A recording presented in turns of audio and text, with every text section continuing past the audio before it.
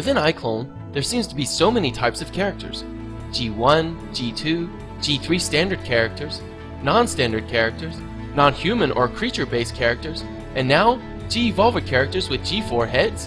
Whoa, that seems complicated. So in this tutorial, I will explain the differences between all the characters. So let's go ahead and get started. Let's first take a look at a non-standard character.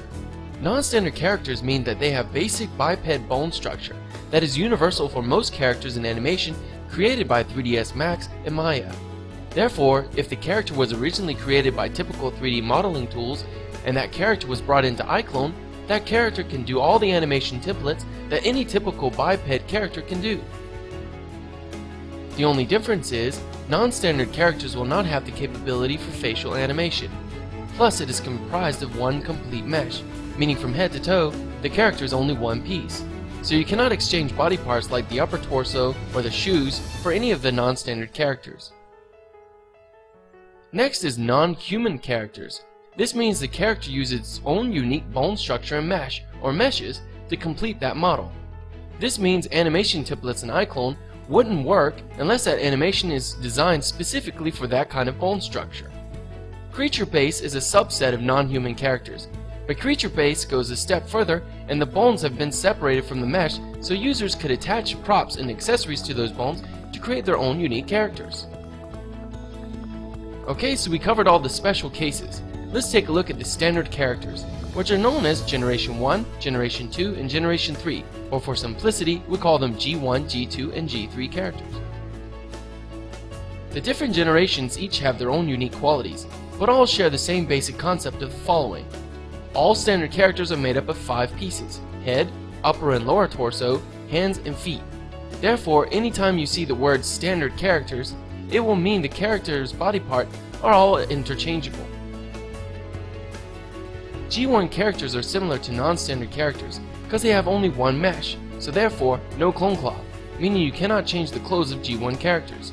Plus, G1 characters lack something called connectors, so interchanging the bodies would not be exactly precise.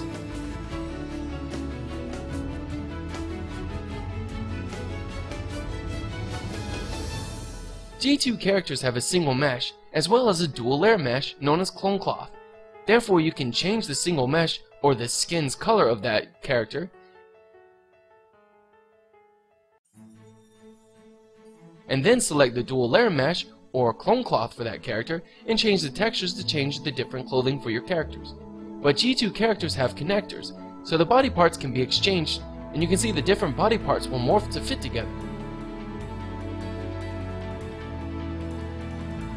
G3 characters are similar to G2 characters. They can interchange body parts seamlessly. They also have dual layer mesh known as clone cloth, but the mesh for G3 characters have been fine-tuned with more precise details. Therefore, G2 and G3 characters cannot interchange. Plus, G3 characters have AML scripts of easy-to-access common animation types. G3 characters also have the G4 head upgrade. G4 head has over 80 bones, so the facial animation is even more precise and natural. G-Evolver characters are characters created using the Evolver iClone character creation tool. That tool has 2 outputs, non-standard characters and G-Evolver characters.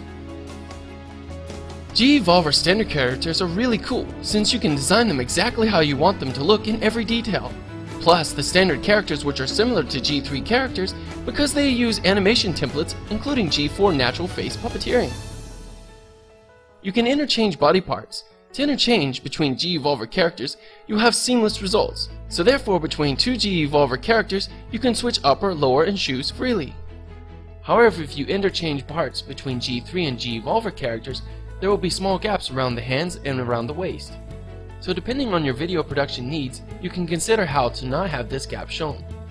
However, both G3 characters and G-Evolver characters use G4 heads, so you can switch the heads between those characters without any problems. G-Evolver characters' skin and clothing colors are all part of the same texture map. Therefore, to change those textures or skin, you have to modify the texture map to have the desired outcome. Hair for G-Evolver characters is considered an accessory, and when it is first in the scene, it is only one-sided. Therefore, as you can see here, her hair appears transparent. I can fix this by selecting this accessory on the Scene Manager, then go to the Materials and Texture settings on the Modify panel. Scroll down to the very bottom of that section and select Two-Sided. Now you can see that her hair doesn't appear to be transparent. Since G-Evolver hair is an accessory, you can save the hair as an accessory, then apply that hair to other characters, such as here with Janna. To learn more about G3 and G-Evolver characters, please see the help file for the Evolver tool.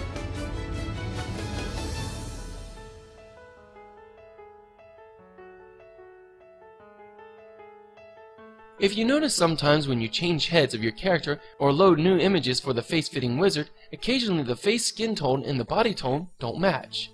This is caused by the face images applied to G3 characters have a way of generating automatic skin tone. If you wish to have the skin tone of the body similar to the face, first go to the skin, then under Materials and Texture settings on the Modify panel, choose Face. Then find the Affects All Materials and check that box on. This will cause all the materials to match the skin tone of the face. You can do it in reverse order. Perhaps you want to have the skin tone of the hands or that of the upper body. Just select the part of the skin you want to use as a source, then select Affect All Materials, and voila, all the skin will match one another. You may have noticed that G-Evolver characters appear darker in their iClone scenes. This is because the material settings are just a little different than those of the G3 standard characters. To adjust the characters to not be so dark, go to Skin and choose a part of the body, such as face. Then go to Materials and Texture settings. Scroll all the way down to find these color swatches. For G3 characters, these settings are usually set to color white, so we can do the same. Set Diffuse, Ambient, and Specular all to the color of white. Now you can see the face is more correctly lit. To apply these settings to the other parts of the body, just use the paint bucket and splash the upper torso, hands, lower torso, and the feet. So that is all the basic information and tips for characters in iClone. I hope this can help you to better understand all the different types of characters and what they can do. Good luck and have fun!